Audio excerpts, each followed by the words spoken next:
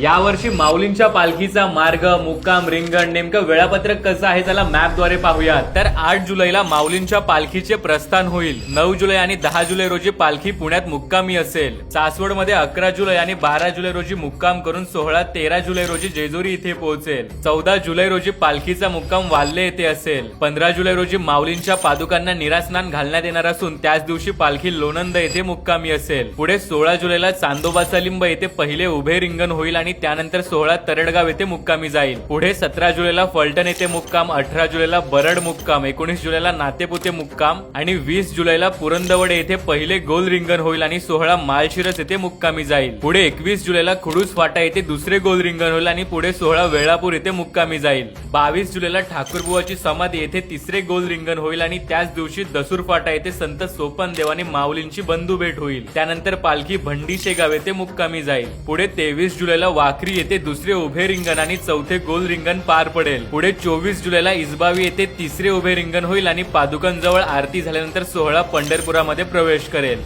तर रामकृष्ण हरी अशी कमेंट केली तर या संपूर्ण वेळापत्रकाची वेळेनुसार PDF तुमच्या मेसेज मध्ये लगेच येऊन जाईल। आणि सोबतच हा व्हिडिओ महाराष्ट्रातील प्रत्येकासोबत नक्की शेअर करा।